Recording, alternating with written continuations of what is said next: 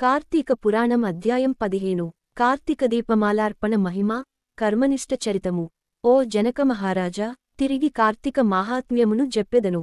భక్తితో వినుము. విన్నవారికి పాపములు నశించును, పుణ్యము గలుగును. కార్తీకమాసమందు హరిముందరు నాట్యము చేయువాడు విగతపాపుడై హరిమందిర నివాసియగును. కార్తీకమాసమందు ద్వాదశినాడు హరికి దీపమాలార్పణ చేయువాడు వైకుంఠమునకు బోయి సుఖించును. కార్తీక మాసమున శుక్లపక్షమందు సాయంకాలమందు హరిని పూజించువాడు స్వర్గాధిపతి యగును. కార్తీకమాసమందు నెల రోజులు నియతముగా విశ్యాలయమునకు దర్శనార్థము పోవువాడు ఒక్కొక్క అడుగునకు ఒక్కొక్క అశ్వమేధయాగ ఫలమును బొందును. సందేహములేదు. కార్తీకమాసమందు హరిసన్నిధికి పోయి హరిని దర్శించువాడు విష్ణు సాలోక్యముక్తిని పొందును. కార్తీకమాసమందు విష్ణువాలయ దర్శనార్థము వెళ్లనివాడు గౌరవ నరకమును, కాలసూత్ర నరకమును పొందును. కార్తీక శుద్ధ ద్వాదశి హరిబోధిని గనుక ఆ రోజున పూజ్చేసిన పుణ్యమునకు అంతములేదు. కార్తీక శుక్లద్వాదశినాడు బ్రాహ్మణులతో గూడి భక్తితో వారిని గంధములతోనూ, పుష్పములతోనూ, అక్షతలతోనూ, ధూపముతోనూ, దీపములతోనూ, ఆజ్యభక్ష్య నైవేద్యములతోనూ పూజించువాని పుణ్యమునకు మితిలేదు.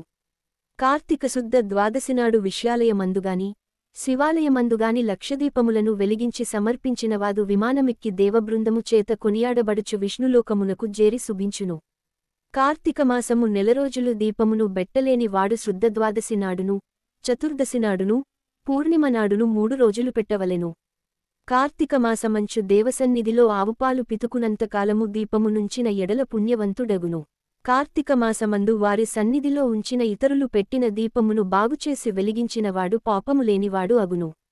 కార్తీక మాసమందు పరుడు వెలిగించిన దీపము నశించినంతలో దానిని తిరిగి వెలిగించువాడు దారుణములైన పాపములను నశింపజేసికొనును. ఈ విషయమందొక పూర్వపు కథగలదు. విన్నంతనే పాపములు నశించును. సావధానముగా వినుము. పూర్వమందు సరస్వతీ తీరమందు సృష్టి మొదలు పూజానైవేద్యములు లేక జీర్ణమైన విష్ణాలయం ఒకటి గలదు. కార్తీక స్నానార్థము కర్మనిష్ఠుడనునొక యతీశ్వరుడు ఆ సరస్వతీనదీ తీరమునకు వచ్చెను. సరస్వతీ తీరానికి వచ్చి ఇది ఏకాంతముగా తపస్సుకు అనుకూలముగా ఉన్నదని ఎంచి ఆ జీర్ణాలయమందు ధూళిని తుడిచి జలమును ప్రోక్షించి దగ్గరనున్న గ్రామమునకు పోయి నూనె దెచ్చి 12 దీప పాత్రలను తెచ్చి దీపములు వెలిగించి హరికి సమర్పించి యతి తపస్సమాధిలో నుండెను. యతీశ్వరుడిట్లు చేయుచుండగా కార్తీక శుద్ధ ద్వాదశినాడు రాత్రి ఒక ఎలుక ఆహారము కొరకు తిరుగుచు విష్ణువునకు ప్రదక్షిణము చేసి మెల్లగా దీపముల సన్నిధికి జేరెను.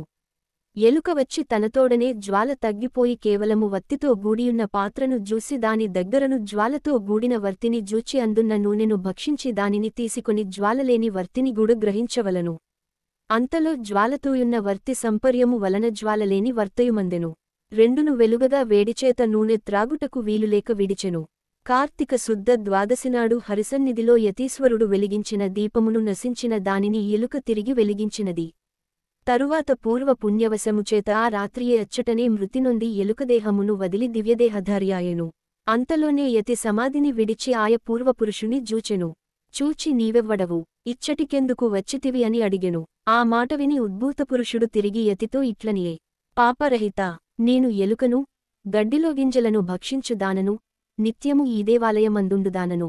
ఎలుకనై యున్న నాకిప్పుడు దుర్లభమైన మోక్షము సంభవించినది. ఇది ఏ పుణ్యము చేతగలిగినదో నాకు తెలియదు. పూర్వమందు నేనెవ్వదను, ఏమి పాపమును జేసితివి, ఏ పాపము చేత ఈ మూషకత్వము నాకు ప్రాప్తించినది? ఈ విషయమంతయు సర్వజ్ఞులైన మీరు చెప్పదగియున్నారు. మీకు నేను దాసుడను, శిష్యుడను, దయకు పాత్రుడను. ఆ మాట విని యతి జ్ఞాననేత్రముతో సర్వమును విచారించి ఉద్భూత పురుషునితో ఇట్లని చెప్పదొడగెను. యతి ఇట్లనెను, ఓయీ, నీవు పూర్వమందు బాహ్లికదేశమందు జైమినిగోత్ర సంజాతుడవు, బ్రాహ్మణుడవు, నిత్యము కుటుంబ పోషణపరాయణుడవు, బాహ్లికుడను పేరు గలవాడవు. స్నాన సంధ్యలను విడిచి నిత్యము ఆశతో వ్యవసాయమును జేయుచు వివేకములేక బ్రాహ్మణులను నిందించెడివాడవు. దేవపూజలను వదలి నిత్యము శ్రాద్ధభోజనమును దినుచు భోజనము నిషిద్ధ దినములందును రాత్రింబగళ్ళు భుజించుచున్నవాడవు. స్నాన సంధ్యావందన తపస్సులను జేయువారిని చూచి నవ్వుచు నిందించువాడవు. నీకు సుందరియైన భార్యయుండెడిది.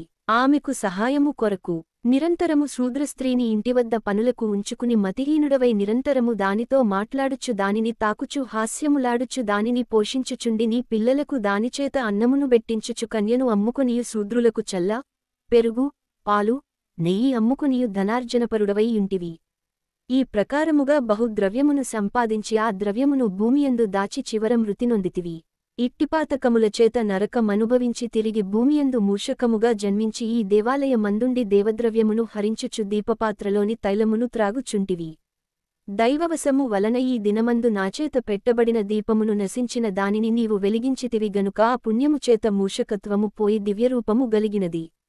ఇక పారిభక్తి గలిగి శాశ్వతముగా వైకుంఠమందు ఉందువు. ఈ ప్రకారముగా యతి చెప్పిన మాటను విని ఉద్భూతపురుషుడు యతికి నమస్కరించి ఆజ్ఞ తీసుకొని పాపములను నశింపజేయు సరస్వతీ నదికి పోయి త్రయోదశి, చతుర్దశి, పూర్ణిమ ఈ 3 దినములందు స్నానము చేసి ఆ మహిమచేత జ్ఞానవంతుడై ప్రతి సంవత్సరము కార్తీక వ్రతమును చేసి తన్మహిమ వలన అంతమందు సాయుజ్యముక్తి పొందెను. కాబట్టి కార్తీక శుద్ధ ద్వాదశినాడు భగవత్పరాయణుడై స్నానదాన పూజా దీపమాలార్పణాదికమును జేయువాడు హరికి ప్రియుడై పాపముక్తుడై సాయుజ్య పదము పొందును. ఓం నమో నారాయణాయ. ఓం నమఃశివాయ. కార్తీక పురాణం అధ్యాయం 15 సమాప్తం.